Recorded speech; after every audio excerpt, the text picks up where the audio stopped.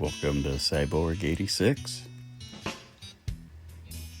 The 1/43 scales have taken over the 1/24 scale shop today. You can see this silly little Timmy Tom tank here, but that's not what we're talking about today. Today we're going to look at the brushless conversion I did on the X43. We'll go ahead and take a look at the components I used and their effect on the weight, pain points, what worked, and what didn't work so well. It was certainly a challenge making all these changes to this tiny little model, but I was rewarded with very slow, smooth crawl, like you see here. I really wanted to keep this original radio in the project, so I chose this little CR1400M receiver by Ldarc, but that presented some problems. The pins on this are super small, and I had trouble finding an adapter to make it work, so I ended up direct soldering. This one here is just an example of one I have powered and modified for a different project. On the back, the pins are labeled, and make note that they are in a different order than most of the ones that I've used. I also chose this little brushless motor. I understand that it's a direct fit for the Orlando Hunter, but it's also a direct fit for the X43. It goes right in. I got this on AliExpress. It's the 100-to-1. The one shown here is the shorter shaft. I bought the long shaft version, and I don't think that was necessary. If you search for Orlando Hunter motor, it should pop up. I've also seen them on eBay. Getting the motor and transmission out was very easy in the process. There's 2 screws, like where I'm pointing to there, that pull out on either side. I'd recommend that you pop off the links, like I have here. You just pull them off with your fingers. They pop right off. That way they're out of the way of the screw. Just the outer links. The inner ones can stay on where they are. Once the transmission is out, there are just 4 screws to pull it apart to expose the nylon gear. By the way, that's a little guard that I printed up to cover the brass gear that's on there.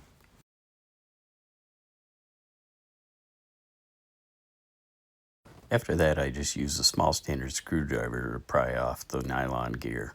Just work it gently, and it'll be easy, and it'll slide off the shaft, just like this.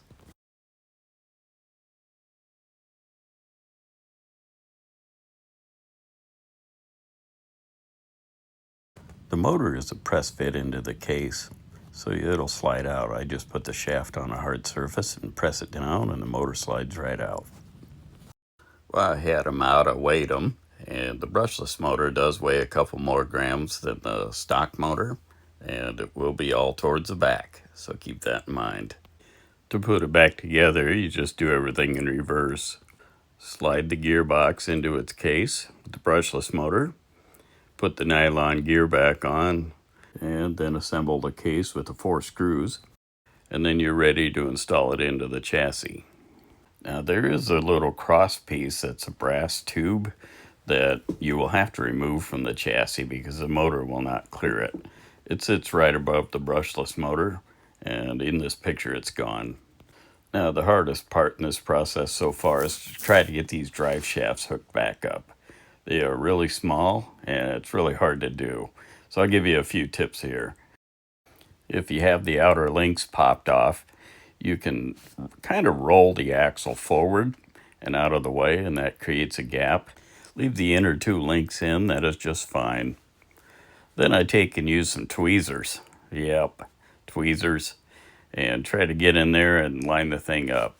And you can spin the axle a little bit by turning the wheel until they align. I don't bother trying to phase them. They're just too complicated. I'm happy to just get the things in. Then as you pop the links back on, just be careful to hang on to that axle so it doesn't roll too far and disconnect. It's tedious, but it does work. I've done it lots of times. And if you think that's tedious, wait till you get to the wiring. Yep.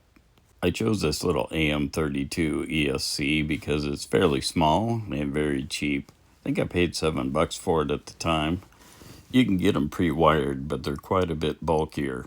So I went ahead and went with this one that has no wires installed. For connectors, I used these breakaway pins that are used for computers, like with an Arduino. Then I had this pointed out to me. These connectors appear to be about half the size, and I'll use them going forward. So I went ahead and wired that up. Didn't mess with the servo right away. Just wanted to bench test it. And look at how slow that baby spins. Super nice. I really wanted to just keep it 1S on the battery pack, but the speed control requires 2. So I ended up building me a little saddle pack.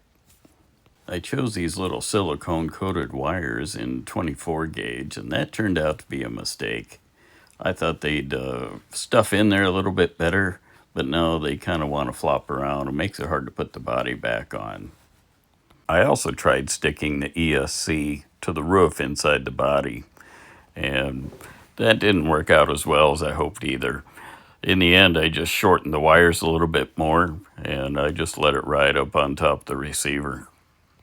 I found that keeping the wires too short inside of there made it hard to plug in from the inside of the body. A little cumbersome. I definitely gave up some convenience by switching this. I still don't have a switch on the outside, so I got to take the body off every time I want to plug the battery in. I'm getting pretty good at it, but it's still not so easy. So here's my current configuration. The ESC kind of bobbles around, and that's okay.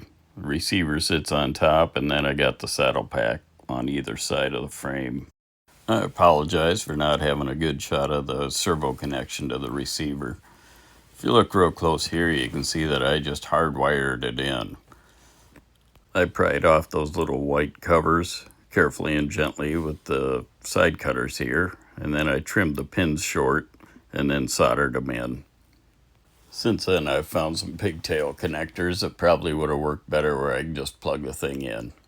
Anyway, live and learn. The sockets on this thing are bigger than the ones on the servo, so the servo connectors won't fit into this, even though they're the same brand.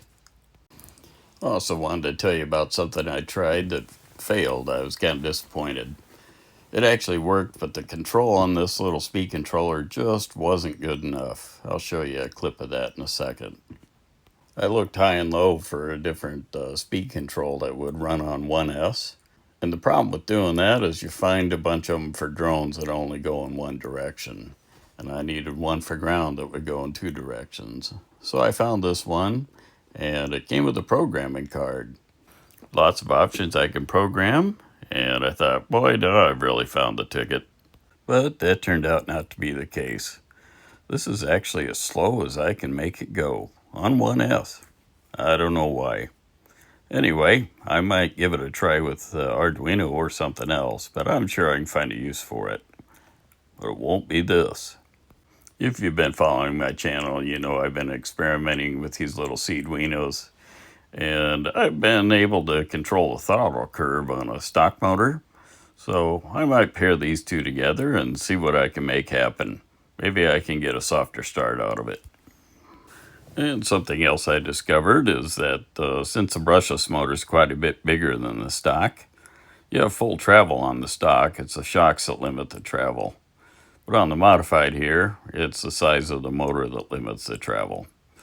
I'm not too worried about that. I really want the slow crawl. Plus, maybe it'll help me go uphill better. Yeah, looking on the bright side. I'd mentioned that I wanted to use the original radio, but if that were not the case, I probably would have used this little radio link. It's just a little bit smaller, and the pins are normal size. Plus, I've seen a lot of people cut the pins down and solder direct to those too. Seems to be a good option. Well, this thing has plenty of work ahead of it. Make it look nice and a little more easy to use. And I'll keep you posted on that. In the meantime, I intend to drive it nice and slow for a little while. I'll also keep working on this little number that I can drive from my phone. I got the program for the servo reversing and 3 different throttle curves. And a few more ideas up my sleeve. So if any of that interests you, now would be a great time to subscribe. And Happy crawling. Tonight.